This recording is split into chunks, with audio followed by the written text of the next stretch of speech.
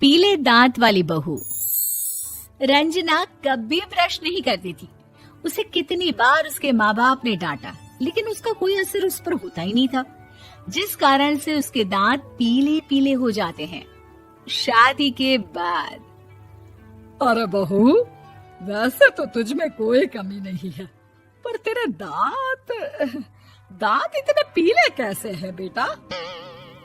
कैसे मतलब? कोई सर्जरी थोड़ी ना कराइए। वो तो क्या नाम, मैं ब्रश नहीं करती थी तो पीले हो गए। अब क्या करूं? आप कहें तो लाल करवा लूं या फिर काले? यार ये क्या है, क्यों माँ से लड़ रही हो? लड़ रही हूँ? अरे मैं लड़ रही हूँ या ये बोल रही है कि दांत पीले हैं, पीले।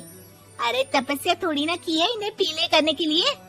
बकायदा ब्रश नहीं किया है 20 साल तक, तब जाकर। छी, कैसी बात कर रही हो? ये उस वक्त तो पीले नहीं थे जब हम लोग तुम्हें देखने आए थे। अरे तब साफ करवा लिया होगा डेंटिस्ट के पास जाकर।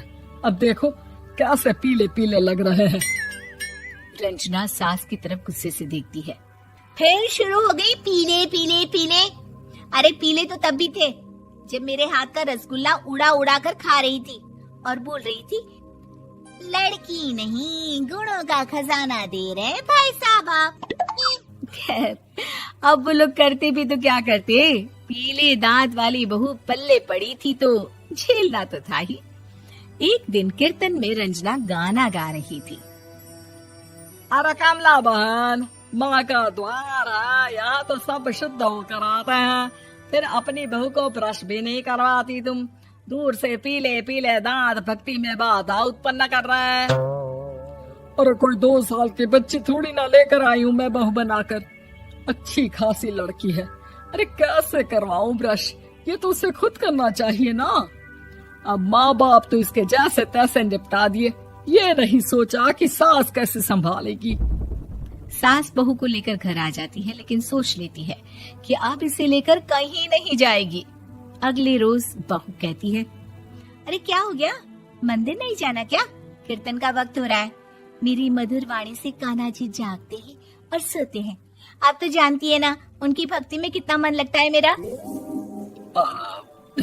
वो क्या है ना, तबीयत ठीक नहीं लग रही है मेरी, आराम करूंगी मैं।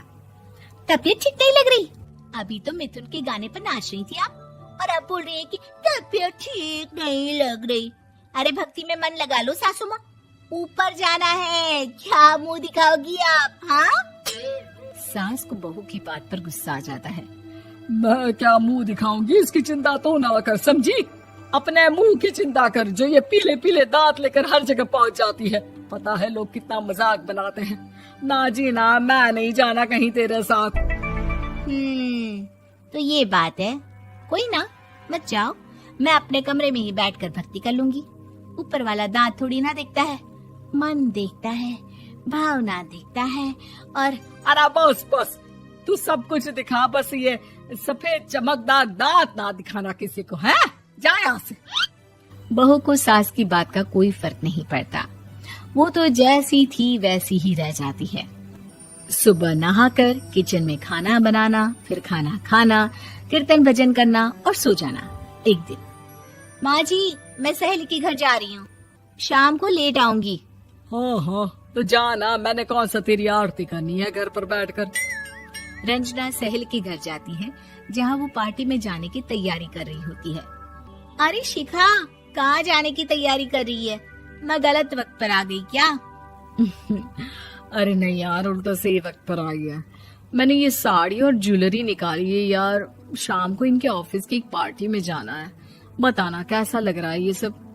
नहीं यार, इस ड्रेस के साथ तो वो वाली ज्वेलरी अच्छी लगेगी। हाँ हाँ सही बोल रही है, मैंने ध्यान ही नहीं दिया। वैसे तो हमेशा से मस्त फैशन सेंस रखती है। तो बड़ा जाती होगी ना पति के साथ पार्टी में। रंजना कुछ नहीं बोलती, बस सोचती है कि यार काश ये बात सही हो जाती, पर मैं क्यों नहीं जाती पार्टी में? क्या इन लोगों की कोई पार्टी होती नहीं होगी?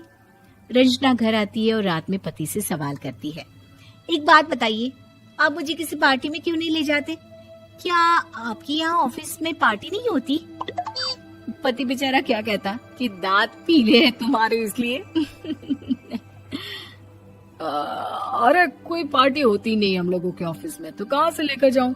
और मार्केट, मॉल, कहीं वीकेंड घूमना, कहीं तो। अरे यार, सारे हफ्ते में एक छुट्टी मिलती है, तो सोचता हूँ कि आराम ही कर लूं। क्यों? रंजना मन मार के रह जाती है। पहले कभी सास के साथ मंदिर जाया करती थी, लेकिन वो भी सास ने ले जाना बंद कर दिया। घर बैठी बैठी रंजना बोर हो जाती है।